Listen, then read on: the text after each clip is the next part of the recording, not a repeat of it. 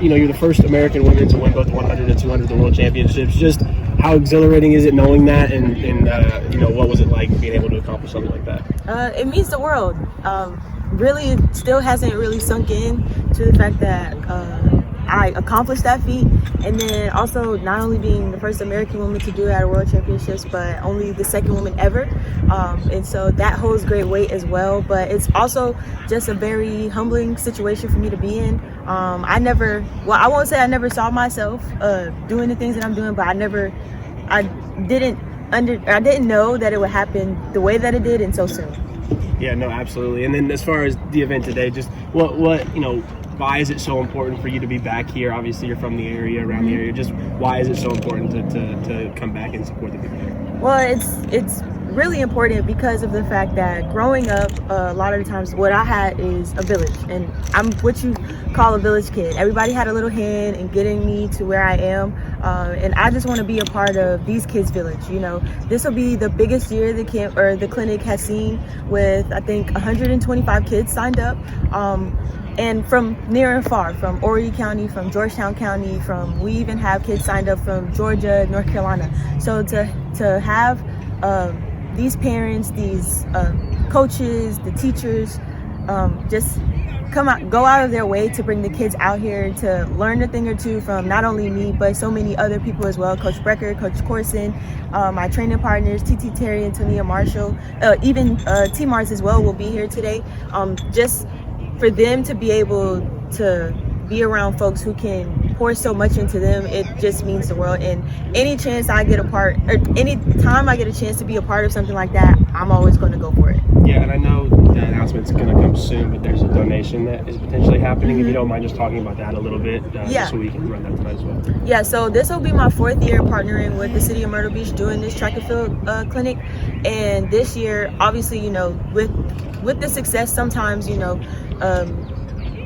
appearances are made or whatever, but you want to be financially compensated for that. But this is the one thing that it's not about the money for me. The one thing Mr. Jeff said, he was like, well, I want you to come back, but in a jokingly way, he's just like, I don't know if I can afford you. And I was like, I don't do it for the money. I do it for the kids. I do it because somebody needs to be in these kids' lives in order for them to see, like, hey, I'm from where you're from. I've been where you are.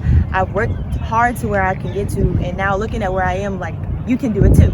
And that is so very important nowadays. I feel like a lot of the times kids from where I grew up at, they look at all of these people that you see on social media, all of these celebrities, all of these NFL, NBA players, even track and field athletes, and sometimes it looks like a far-fetched dream, but it's not that far-fetched at all. You just have to be able to be determined and surround yourself with people who are going to really push you and get you to where you want to be. And I want to be that for them.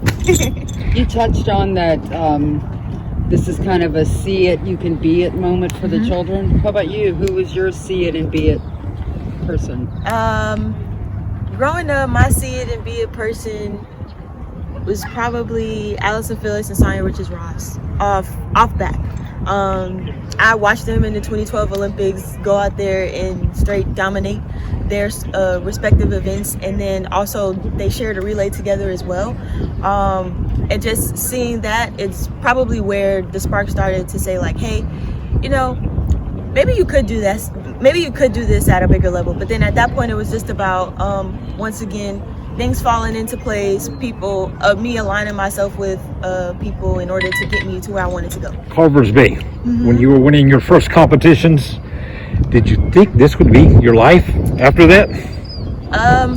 Yes and no. So at Carver's Bay literally shaped me into who I am. Having that underdog mentality that you don't have to pick me, I'll pick myself type of deal. It's the mantra of where I'm from, or what our school means. We're one of the smaller high schools in the county, but we always produce such great athletes, such great talent. And like when it comes to thinking about where I am right now, it's just kind of surreal. Like, I'm speechless because I really look at it like, it really doesn't matter where you come from. It doesn't matter where you start. It's all about where you're going. When do you get to come back to Georgetown for another parade? Oh, I don't know. We need one. Yeah. And we got to get something named after you. Yeah.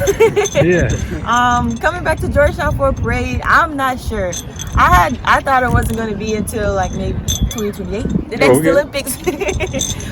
Just because it was a lot of work, and I know how much everybody put into making sure that day was a success.